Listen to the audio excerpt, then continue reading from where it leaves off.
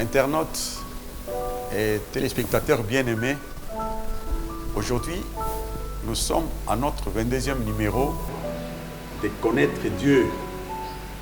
Connaître Dieu, c'est une série d'émissions initiée par le ministère de la Réconciliation à travers l'apôtre Dieudonné Kaïbé.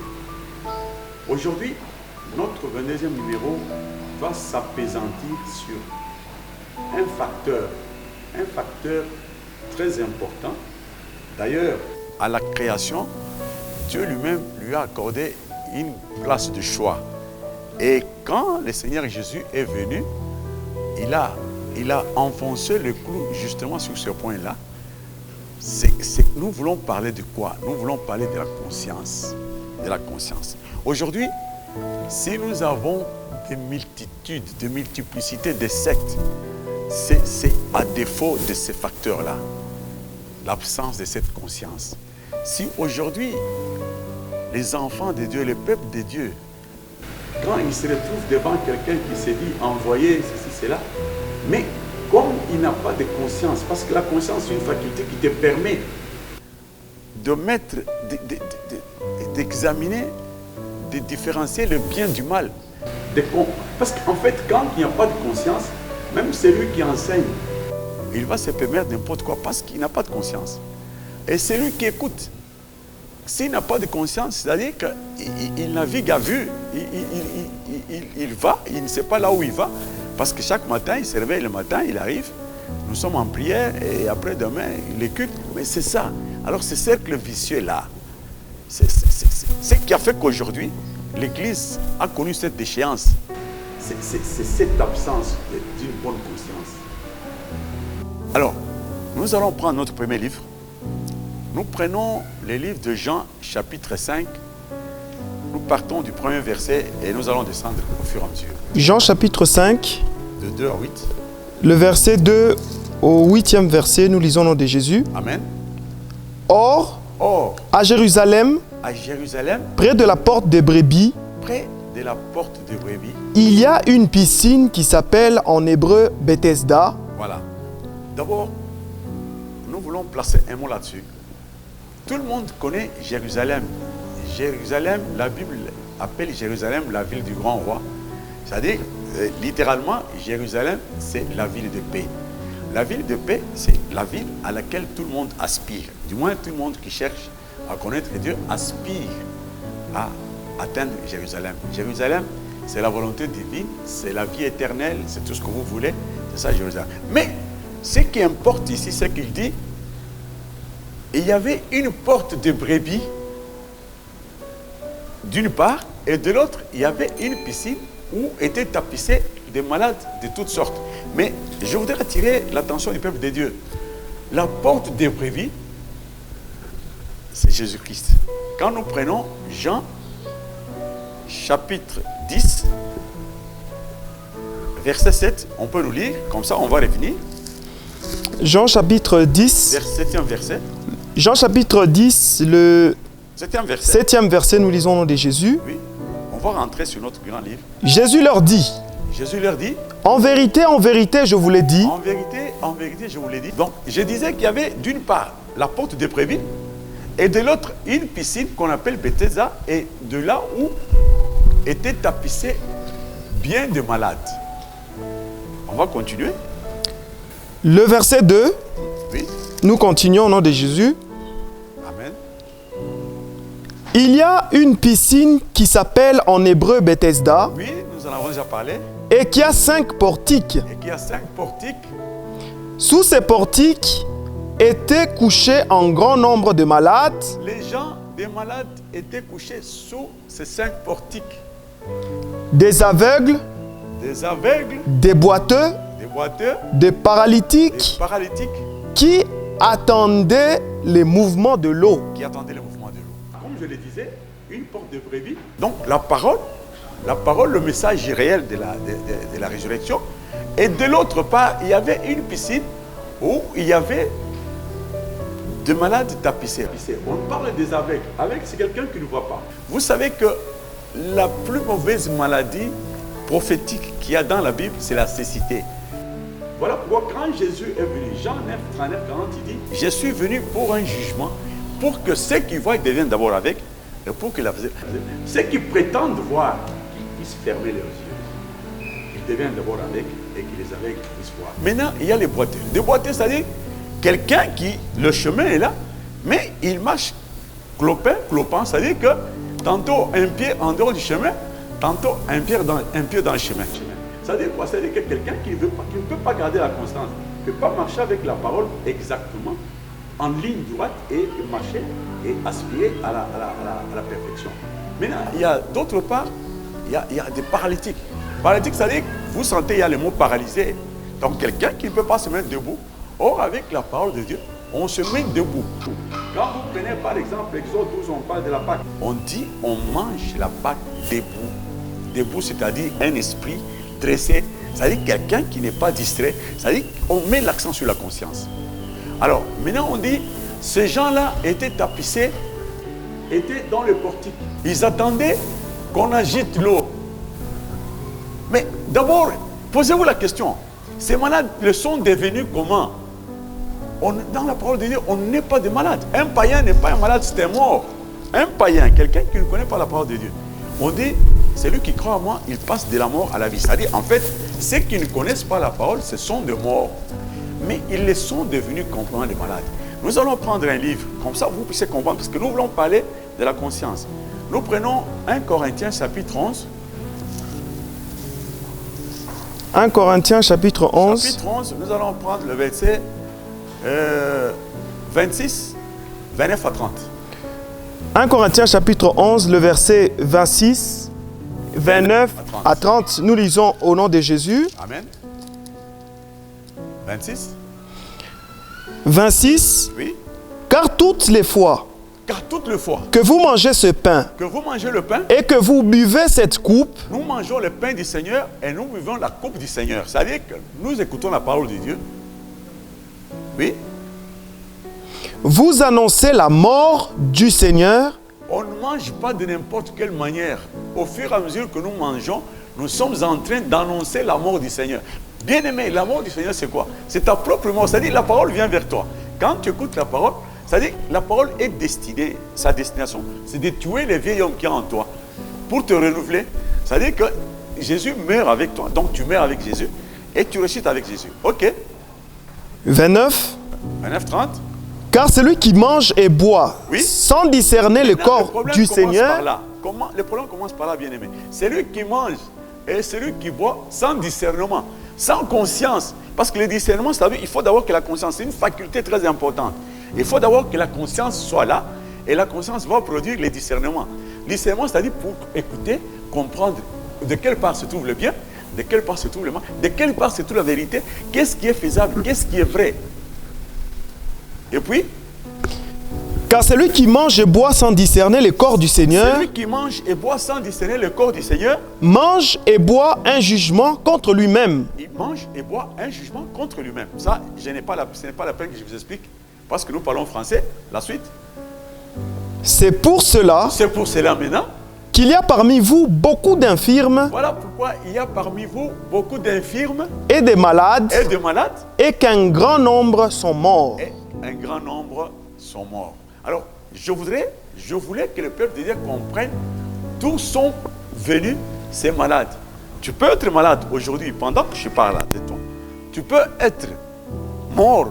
C'est pas parce que le problème, c'est quoi? Ce qui donne la vie, c'est la vérité. Quand il n'y a pas de vérité, il n'y a pas de vie. Est-ce que vous pensez, moi je vous pose la question, vous pensez que toutes ces sectes qu'il y a ici, les gens deviennent des bergers comment? Les gens deviennent des bergers parce qu'ils ont échoué dans la vie. Les gens deviennent des bergers parce qu'ils étaient ensemble quelque part et on ne lui a pas donné sa part. Les dîmes et ceci, c'est les offrandes, on ne lui a pas donné sa part. Il s'est dit non, alors il faut que je commence à faire cavalier seul. J'ai des tôles, je vais faire un hangar. Et c'est comme ça que ça se passe. Et ces gens-là, qu'est-ce qu'ils peuvent donner de mieux? Qu'est-ce qu'ils peuvent donner de bon? Jésus lui-même, quand il est venu, il ne s'est pas livré à ça. Il a dit, bon, il a recruté les gens, il a marché avec eux pendant 3 ans, il les a formés. Et puis après, c'est bien après qu'il leur a dit, voilà, je vous appelle aujourd'hui amis. Parce que l'ami connaît ce que son ami fait. Je vous appelle plus esclave parce que l'esclave ignore totalement ce que fait son pays. Jean 5, le verset 4, nous lisons au nom de Jésus. Car un ange descendait de temps en temps. Un ange descendait de temps en temps. Dans la piscine. L'ange qui descend, bien aimé. L'ange qui descend, c'est quoi? Il faut que je vous fasse quand même une idée là-dessus. Cette piscine, c'est la parole. L'ange qui descend, c'est l'inspiration qui va pour expliquer la parole de Dieu. Agiter l'eau, c'est expliquer. Quand on explique la parole de Dieu, je parle de la parole de Dieu. Quand on explique la parole de Dieu, on continue. Et agiter l'eau. Oui, l'ange agitait l'eau. Et celui qui descendait le premier, celui qui descendait le premier, après que l'eau avait été agitée, était guéri, quelle que fût sa maladie. Voilà, ça veut dire que quand on explique, quand on est en train de prêcher, on explique la parole de Dieu. Celui qui est attentionné, celui qui a de la conscience, qui écoute avec objectif, celui-là, c'est-à-dire que c'est celui qui se jette le premier, alors il est guéri. En fait, en l'homme, il y a deux personnes. Il y a lui, il y a celui, il y a lui, il y a la conscience. Ça fait deux identités. Quand quelqu'un est là et qui n'a pas de conscience, c'est qu'il n'est pas là. Et quand quelqu'un est là et il a de la conscience, il a de l'objectif, en ce moment, il se jette le premier. Bon, on continue. Le verset 5. Oui. Là se trouvait un homme malade. Maintenant, le Seigneur Jésus a jeté un coup d'œil de l'autre côté. Il a vu un homme malade depuis 38 ans. Jésus l'ayant vu coucher. Et sachant qu'il était malade depuis longtemps. Lui dit, veux-tu être guéri? Alors, le Seigneur Jésus lui pose la question, veux-tu être guéri? Le malade lui répondit. Est-ce que vous comprenez cette question d'abord, bien-aimé? Quand on pose la question de savoir, êtes-vous en besoin? Voulez-vous bien être guéri? Vous sentez que cette question, c'est une question teintée de désespoir. Le Seigneur Jésus se rend compte que quelqu'un qui a la volonté, quelqu'un qui a la volonté de guérir, il ne peut pas se comporter de n'importe quelle manière. Quelqu'un qui attend quelque chose, il est conditionné. Il marche dans cette direction-là, avec l'esprit tourné vers l'objectif.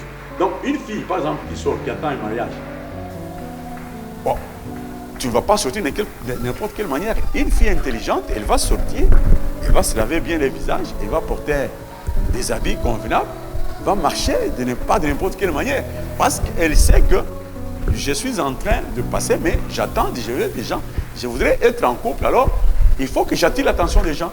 Mais il ne faut pas que quelqu'un qui attend un mariage, qu'il sorte de n'importe quelle manière, qu'il marche. Non. Alors, la question de Jésus, c'est une question de fond. Il dit, mais veux-tu bien être guéri? C'est-à-dire qu'il a vu dans les chefs de ce monsieur vraiment pas la volonté de guérir. Alors, on continue. Le malade lui répondit, oui. Seigneur, je n'ai personne pour me jeter dans la piscine. Je n'ai personne pour me jeter dans la piscine. Quand l'eau est agitée. Et pendant que j'y vais, pendant que je cherche à y aller, un autre descend avant moi. Un autre descend avant moi. Alors, vous comprenez la profondeur de la question du Seigneur Jésus. Quand il a dit, veux-tu bien être guéri? Ce type, il dit, on agite l'eau, mais je n'ai pas quelqu'un pour me jeter dans l'eau. Il veut avoir quelqu'un pour le jeter dans l'eau. Il veut une pression derrière lui. Alors, nous avons lu. Nous pouvons d'abord relire aussi, il y a un passage. Nous allons, Corinthiens chapitre 11, verset 26, 27, c'est tout là. 1 Corinthiens chapitre 11. Verset 26, 27. Le verset 26 et le verset 27, nous lisons au nom de Jésus. Car toutes les fois. Non, prends 27. Le verset 27. C'est pourquoi celui qui mangera. Celui qui mangera le pain ou boira la coupe du Seigneur, oui, indignement, sera coupable envers le corps et le sang du Seigneur. Voilà. Bien aimé, vous comprenez. C'est-à-dire que c'est quelqu'un qui est là, qui cherche à ce qu'il soit jeté dans l'eau. Jeté dans l'eau, c'est le problème de la conscience. Quand on agite l'eau, c'est-à-dire quand on prêche, quand on explique la parole de Dieu, tu n'as pas besoin qu'on dise, mais non, c'est-à-dire qu'il faut que tu sois attentionné. Parce que l'objectif pour lequel tu es là, c'est ça. Donc tu écoutes la parole de Dieu, tu te jettes dans le don, tu t'imprègnes, tu l'incarnes, tu l'écoutes, tu l'incarnes. Quand tu l'as bien compris en ce moment-là, tu vas marcher dans la parole de Dieu. C'est ça. Alors nous sommes en train d'enfoncer notre cours sur la faculté conscience, sur le plan de la conscience. Aujourd'hui, quand tu viens vers Dieu et tu n'as pas de conscience avec toi, bien aimé, je te dis que tu n'as pas d'avenir avec Dieu.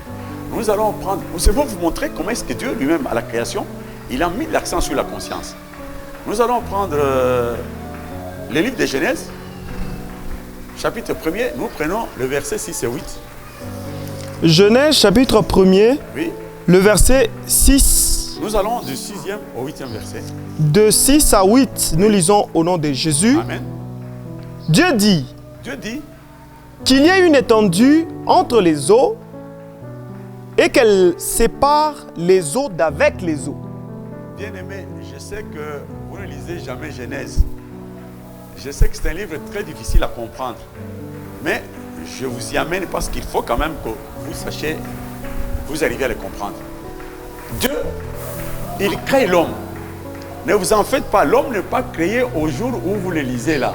La création de l'homme commence au premier jour. La création de l'homme commence au premier jour. Mais alors, qu'est-ce qu'il fait? Dieu dit que la lumière soit et la lumière fut. Cette lumière éclairera qui? Elle va éclairer qui? C'est ça la création de l'homme.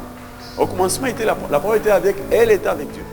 Alors, maintenant, après avoir créé la lumière, et le luminaire, c'est au 4e jour. Mais la lumière pointe au premier jour. Regardez, après juste le fait d'avoir créé la lumière, au 2e jour, il sépare les eaux d'avec les eaux. C'est-à-dire qu'il prend, il y a les eaux d'en haut, c'est-à-dire la véritable parole, qui était mélangée avec les traditions des hommes, la parole d'en bas. Il sépare. Quand il sépare, on continue. Le verset 7. Oui. Et Dieu fit l'étendue. Voilà, il glisse, c'est-à-dire entre les eaux et les eaux, entre les eaux d'en haut et les eaux d'en bas. Dieu fait la différence entre le véritable message et les traditions des hommes, tout ce qui se voit ici, tout ce qui se voit. Alors, il fait cette différence-là, il glisse l'étendue. L'étendue, c'est ça la conscience. Et Dieu fit l'étendue, oui. Et il les sépara, et il sépara les eaux qui sont au-dessous de l'étendue d'avec les eaux qui sont au-dessus de l'étendue. C'est-à-dire l'étendue est au milieu de deux types d'eau. Les eaux qui sont au-dessus, c'est-à-dire il a fait monter. Il a trié, il y avait deux eaux. Alors il a trié, il a dit, bon, ça c'est le message. Voilà. Alors le message était entouré de balivernes, de salades. Alors il a enlevé maintenant les traditions des hommes. Il a laissé, après il a élevé le message. Alors il a glissé l'étendue. C'est la conscience. Je vous ai dit que nous sommes en train de créer l'homme. Alors on continue. Et cela fut ainsi. Et cela fut ainsi. Dieu appela l'étendue ciel. Maintenant, Dieu appelle l'étendue ciel bien-aimé. Vous comprenez? Donc, il appelle cette étendue ciel. C'est-à-dire que, comprenez bien, c'est-à-dire que si cette étendue, tu l'as, le ciel est pour toi est sûr. Parce que si tu as l'étendue, c'est-à-dire que tu sais faire la part des choses, la conscience, c'est une faculté sans laquelle tu ne peux pas marcher avec Dieu. Alors, cette conscience-là, c'est ça l'étendue. Il l'appelle ciel. C'est-à-dire, c'est ça la garantie. Quand tu as la conscience, tu as l'étendue, évidemment, tu es sûr de parvenir au ciel. Le ciel, c'est ça la vérité. Le 8e verset. Le 8e verset. Dieu appela l'étendue ciel. Voilà. Ainsi, il y eut un soir. Voilà. Et il y eut un matin, ce fut le second jour. Jour. Vous savez pourquoi il a glissé l'étendue?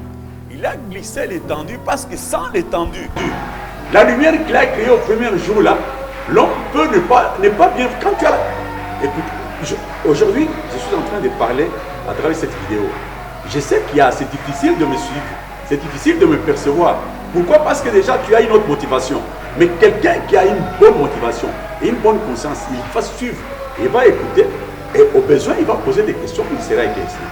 Mais quand tu as déjà des positions, c'est ça donc tu n'as pas d'étendue. Je vais expliquer encore une fois. Regardez Jésus lui-même quand il arrive.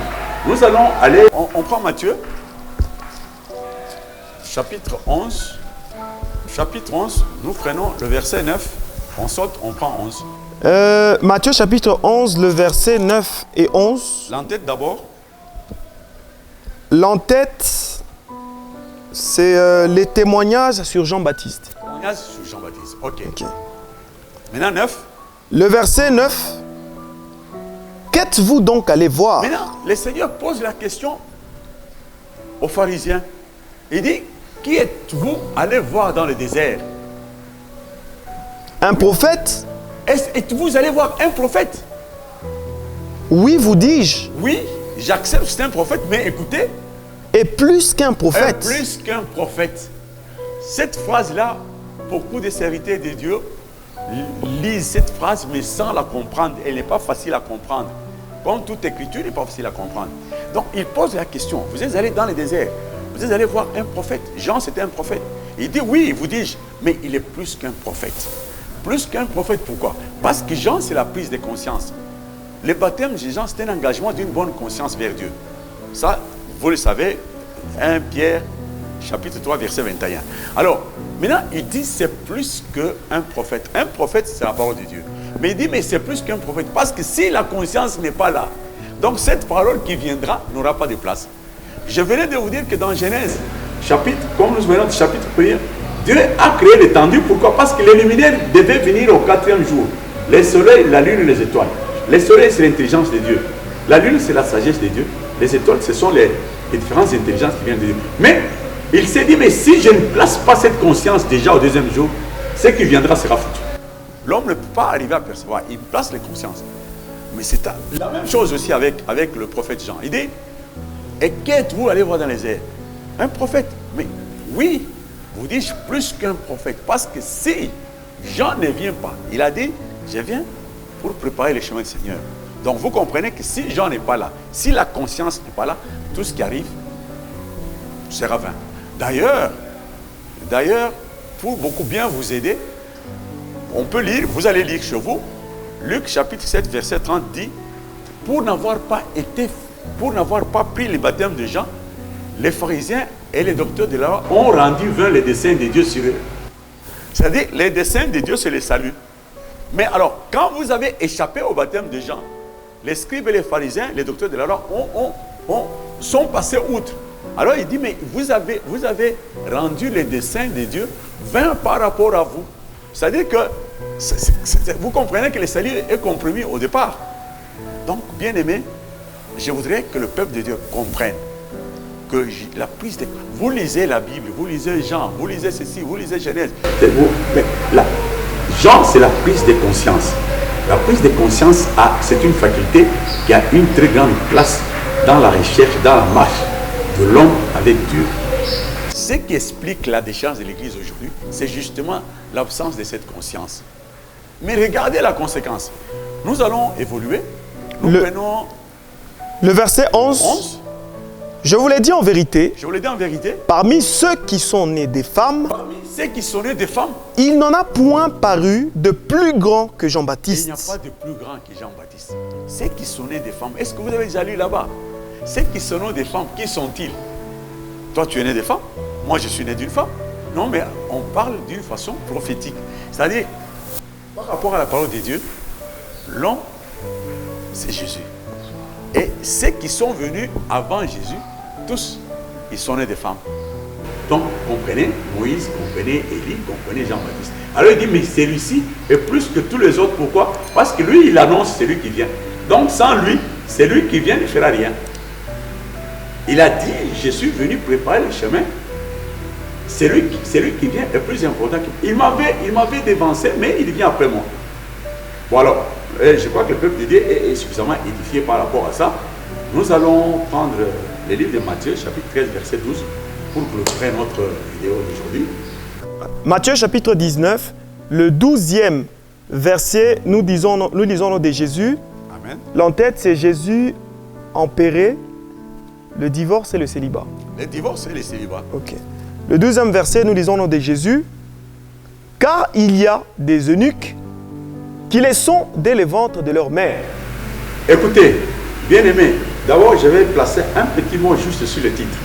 quand on dit les divorces et les célibats, les gens ont tendance à envisager leur propre mariage, leur propre divorce, leur propre célibat. Ça n'a rien à faire avec ça. Je crois que ça fera l'objet d'une autre vidéo que nous allons tourner afin de toucher ces aspects-là. Non, mais je vous dis d'emblée que tout ce que vous avez toujours lu jusqu'à présent, c'est du faux, c'est du mensonge. Mais la vérité viendra avec la porte. Donc maintenant, on va au verset 12e. Le verset 12. Car il y a des eunuques Il y a des eunuques. qui les sont dès le ventre de leur mère. Il y a des eunuques qui les sont dès le ventre de leur mère, ce qui n'est pas correct. Écoutez, bien-aimés, ce n'est pas le fait aujourd'hui d'entrer dans une église. Je vois, je crois que vous êtes d'accord avec moi. Quelqu'un arrive aujourd'hui dans une église, surtout s'il il occupe une petite position sociale. Il est peut-être député, il est je ne sais pas quoi. Un député quand il arrive dans une église. Mais je crois que généralement on le place comme ancien. Hein. On dit non mais écoutez, bon, parce qu'on... Non mais ça n'a rien à faire avec ça. Le royaume de Dieu avec ce qui est visible, ce sont deux choses différentes. Quand il arrive, il doit s'humilier, il doit écouter la parole de Dieu, il doit l'apprendre. Mais il y a des gens, il y a eu des gens comme des Nicodème, ce sont des gens qui étaient socialement bien placés. Mais ils sont allés vers Jésus. D'abord, on dit, ils sont allés de nuit poser des questions au docteur. Comment est-ce que nous pouvons faire? Mais c'est ça. Mais alors, quelqu'un arrive directement. Et un autre phénomène, quand quelqu'un, dans des églises où vous êtes là, quand quelqu'un est trempé dans l'eau, quand il en sort, il est chrétien. On compte, nous avons 300 chrétiens. Non, mais on ne devient pas chrétien parce qu'on a été trempé dans l'eau. C'est juste un engagement d'une bonne conscience. Ça n'a rien à faire avec la chrétienté. Et puis, bizarre encore, on dit non mais nous avons le Saint-Esprit. Non, le Saint-Esprit c'est l'aboutissement d'un processus. C'est-à-dire, on écoute la parole de Dieu, on évolue avec la parole de Dieu, on l'incarne. Jésus a dit, il faut que je m'en aille. Si je ne parle pas, l'Esprit ne viendra pas. Donc l'Esprit est conditionné par un travail qui doit être fait bien avant. Voilà. Mais ici, les gens, il est eunuque. Eunuque, ça en fait quoi? Ça en fait c'est quoi? Eunuque, c'est quelqu'un à qui on a enlevé les organes génitaux pour qu'il ne puisse pas engendrer, il ne peut pas enfanter. Or, mais enfanter, c'est dans le mal, ce n'est pas dans le bien. Parce qu'on dit, c'est lui qui a le fils à la vie. Vous comprenez que de notre côté, nous devons enfanter. Mais alors, l'eunuque, c'est-à-dire c'est lui à qui on a enlevé les organes pour qu'il ne puisse pas commettre de péché, enfanter dans le sens contraire. Mais alors, les gens se précipitent, ils le deviennent sans l'être en réalité. Et c'est ce qui fait qu'il y a des malades. Il y a des malades. Il y a des gens il y a des morts comme nous avons suivi. On continue. Car il y a des eunuques qui les sont dès le ventre de leur mère. Il y a des eunuques qui les deviennent dès le ventre de leur mère. Ce qui n'est pas normal. Okay. On continue maintenant. Il y en a qui les sont devenus par les hommes. Il y en a qui les deviennent par les hommes. Écoutez, on ne peut pas devenir eunuque par les hommes. Je vais vous expliquer cette phrase pour que vous puissiez comprendre. Quelqu'un qui arrive, généralement cet homme, c'est un païen, il vient avec ses habitudes, il boit, parfois il fume, il fait tout ce que les païens font. Alors quand il arrive à l'église, on commence à lui dire, dès le premier jour, non, mon frère, ici chez nous, on ne boit pas, ici chez nous, on ne fume pas, ici chez nous, on ne porte pas de pantalons, ici chez nous, bon, quand il s'agit d'une femme, ou d'une fille. Ici, chez nous, on ne porte pas de pantalons. Ici, chez nous. Mais d'abord, est-ce que vous comprenez, quand vous dites à une fille de ne pas porter un pantalon, le pantalon, mais cette fille peut se retrouver en Europe. En Europe, les gens portent des pantalons. Vous voyez, vous suivez aux États-Unis, en Occident en général. Vous suivez très bien ça à la télévision. Alors, vous allez demander, donc, ce Dieu-là, il est différent. Les dieux du Congo, de l'Afrique, des pays sous-développés, est différent de celui des pays développés. Non. Donc, vous comprenez que on ne peut pas fabriquer des eunuques qui les deviennent par là. Jésus a fustigé cette attitude-là. Il a dit, il s'adressait aux pharisiens. Je crois que nous allons prendre Matthieu 23, 25. Nous lisons au nom de Jésus. Amen. Malheur à vous. Malheur à vous. Scribes et pharisiens hypocrites. Scribes et pharisiens hypocrites. Parce que vous nettoyez les dehors de la coupe. Vous nettoyez les dehors de la coupe. Et du plat. Et du plat. Et qu'au-dedans, ils sont pleins de rapines et d'intempérance. C'est-à-dire que vous nettoyez les dehors de la coupe et du plat pendant qu'au-dedans, il y a de la pile et de l'intempérance. Qu'est-ce que ça veut dire? C'est-à-dire la coupe, c'est toi l'homme. On ne nettoie pas la coupe du dehors. On nettoie, la Bible dit d'ailleurs, on continue, on nettoie dedans. Parce que quand la parole entre, tu ne veux pas fabriquer les rites de tes propres mains. Donc laisse l'homme voir, qu'il continue. Laisse l'homme fumer, qu'il continue. Mais toi, donne la parole de Dieu. C'est Dieu. On dit, tout est possible avec Dieu. Avec Dieu, ça dit la parole. Tu donnes la parole de Dieu. C'est la parole de Dieu qui entre. Il lui explique le pour et le contre de la bière. Il lui explique le pour et le contre de la fumée. Il lui explique l'intérêt qu'il y a. Il lui explique, mais maintenant qu'est-ce qu'il perd en ce qu'il fait là? Qu'est-ce qu'il ne gagne pas dans ce... Ah, c'est à ce moment-là que l'homme, vous nettoyez le dedans. Vous êtes en train de purifier l'homme, c'est la parole qui entre. Alors, quand l'homme est purifié du dedans, automatiquement, je crois que c'est ce que la Bible dit. Le verset 26, oui. Pharisiens aveugles, oui. Nettoyez premièrement l'intérieur de la coupe et du plat, afin que l'extérieur aussi devienne net. Ah, afin que l'extérieur du plat devienne net automatiquement. C'est-à-dire, quand vous nettoyez l'intérieur, automatiquement, l'extérieur se purifie. Donc, mais quand vous voulez faire des eunuques de vos propres mains, mais Dieu dit quelque part, il dit, je crois que dans le psaume, il dit, je n'habite pas une maison faite de main d'homme. Quand vous construisez une maison de Dieu, c'est-à-dire c'est moi, c'est toi. Mais quand vous la construisez avec deux mains d'homme, Dieu n'y habite pas. C'est-à-dire qu'il faut fabriquer des eunuques de vos propres mains. Les eunuques fabriqués des hommes, non. Alors, on continue. Nous rentrons maintenant à notre premier livre, Matthieu 19, verset 12, pour terminer, pour chuter. Matthieu 19, le verset 12, la suite. Oui. Et il y en a qui se sont rendus tels eux-mêmes à cause du royaume des cieux. Il y en a qui le sont devenus à cause du royaume des cieux. C'est ça la voie qu'il faut. C'est-à-dire quelqu'un qui vient animé d'une bonne conscience, il écoute la parole de Dieu, il l'incarne, et puis enfin il est purifié, il devient chrétien. Je disais que le Seigneur Jésus, quand il est venu, il pouvait toujours se livrer à tout ce que vous faites, vous autres là. Mais il est fils de Dieu. Il est venu avec cette mission exactement. Il a recruté les gens. Il les a recrutés. Il a recruté des gens. Il est resté avec eux pendant 3 ans, jour et nuit. Et puis après, il leur a dit, bon, allez en stage. Ils sont partis. Ils sont revenus. Oh voilà, les démons nous ont obéi. Ceci, cela a dit, non, ne vous en faites pas. Ne dites pas ça passe pendant ce temps, le Satan était ici, il cherchait à vous cribler.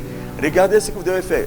Et puis à la fin, il les a libérés. Il a dit, Père, voilà, ce que tu m'avais donné, je te le retourne.